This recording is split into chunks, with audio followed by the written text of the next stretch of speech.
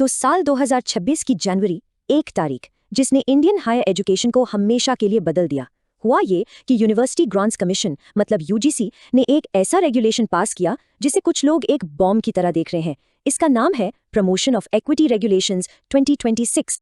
अब देखिए, सरकार का कहना है कि ये तो वंचितों के लिए ढाल है, पर एक बड़ा तबका है जो इसे एक हथियार की तरह देख रहा है। तो सवाल यही उठता है, ये असल में है क्या, एक ढाल या एक तलवार? आइए इसी कहानी में थोड़ा और अंदर चलते हैं, क्योंकि ये जो नियम है इन्होंने हर कॉलेज कैंपस में एक आग सी लगा दी है। ये एक नेशनल डिबेट का सेंटर पॉइंट बन गए हैं।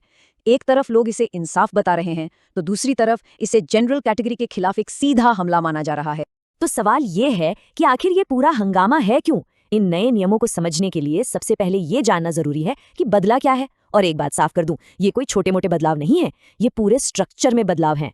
देखिए, मोटे तौर पर 3 बड़े बदलाव हैं। पहला, और ये बहुत बड़ा बदलाव है, पहली बार एससी और एसटी के साथ साथ ओबीसी स्टूडेंट्स को भी एंटी डिस्क्रिमिनेशन प्रोटेक्शन में शामिल किया गया है। दूसरा, हर कैंपस में अब एक इक्विटी स्क्वाड बनाना कंपलसरी होगा। और तीसरा, किसी भी शिकायत पर सिर्फ 15 दिन के अंदर जांच करके रिपोर्ट देनी होगी। अब मन में सवाल आ रहा होगा कि ये इक्विटी स्क्वाड क्या चीज है। तो आसान भाषा में समझिए, ये कैंपस के अंदर एक तरह की स्पेशल कमेटी होगी। इसका काम होगा सिर्फ और सिर्फ जाति आधारित भेदभाव की शिकायतों की जांच करना, मतलब इन मामलों के लिए एक डेडिकेटेड पुलिसिंग बॉडी। और इसका टाइमलाइन वो तो और भी चौंकाने वाला है, बहुत सख्त है। जैसे ही कोई शिकायत दर्ज होती है, 24 घंटे के अंदर कमेटी को बैठना होगा और सिर्फ 15 दिन के अंदर अंदर फाइनल रिपोर्ट देनी होगी। मतलब सब कुछ बहुत तेजी से होगा। तो चलिए अब सिक्के का एक पहलू देखते हैं, यानी जो लोग इन नियमों का समर्थन कर रहे हैं उनका क्या कहना है, इसे एक ढाल क्यों माना जा रहा है। तो सवाल उठता है कि यूजीसी को अचानक ऐसा कदम उठाने की जरूरत क्यों पड़ी। वजह ये आंकड़े हैं। पिछले सिर्फ 5 सालों में यूनिवर्सिटीज में जाति के आधार पर भेदभाव के मामले 100% से भी ज्यादा बढ़े हैं। जी हाँ, मतलब डबल हो गए हैं। तो जो सपोर्टर्स हैं वो इसके 3 बड़े फायदे बता रहे हैं। पहला, जवाबदेही, मतलब अब इंस्टीट्यूशन के हेड की पर्सनल जिम्मेदारी होगी, लापरवाही नहीं चलेगी। दूसरा, रफ्तार, 15 दिन की डेडलाइन का मतलब है कि किसी का करियर सालों तक लटकता नहीं रहेगा। और तीसरा, और ये बहुत जरूरी है, प्रतिनिधित्व। पैनल में एससी, एसटी और ओबीसी मेंबर होंगे ताकि असली नजरिए से चीजों को समझा जा सके।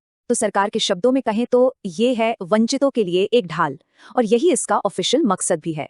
लेकिन अब कहानी का दूसरा पहलू देखते हैं, वो साइड जिसने जनरल कैटेगरी के स्टूडेंट्स को चिंता में डाल दिया है। सवाल यह है कि क्या ये ढाल एक तलवार का काम भी कर सकती है। और इस पूरी बहस के सेंटर में है एक क्लॉज, नो पेनल्टी क्लॉज। हुआ कि यह है कि यूजीसी ने एक बहुत बड़ा बदलाव करते हुए झूठी या जानबूझकर की गई गलत शिकायतों पर लगने वाली हर तरह की पेनल्टी को हटा दिया है। और जो लोग इसका विरोध कर रहे हैं उनका सबसे बड़ा डर यही है। उनका कहना है कि अब कोई भी इस कानून का इस्तेमाल पर्सनल दुश्मनी निकालने के लिए कर सकता है, एक हथियार की तरह। और यहीं पर असली दुविधा खड़ी होती है। एक तरफ है जल्दी इंसाफ कि शिकायत पर तुरंत एक्शन हो, लेकिन दूसरी तरफ मॉब जस्टिस का डर भी तो है। सवाल ये है कि सिर्फ 24 घंटे में क्या एक निष्पक्ष जांच शुरू भी हो सकती है। तो जो आलोचक हैं उनकी 3 मुख्य चिंताएं हैं। पहली, ये कि जब तक दोषी साबित न हो तब तक निर्दोष वाले सिद्धांत का क्या होगा। दूसरी, इससे कैंपस का माहौल बिगड़ सकता है, एक शक का माहौल बन सकता है। और तीसरी, इससे रिवर्स डिस्क्रिमिनेशन का भी खतरा है।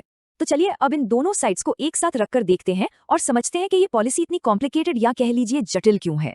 ये टेबल इस पॉलिसी की पूरी कहानी बयां करती है। देखिए, एक तरफ जो तेज प्रक्रिया है वो करियर बचा सकती है, पर दूसरी तरफ उचित प्रक्रिया को मुश्किल बना सकती है। जो नो पेनल्टी क्लॉज है वो लोगों को शिकायत करने के लिए हिम्मत देगा, लेकिन इसका इस्तेमाल पर्सनल बदला लेने के लिए भी हो सकता है।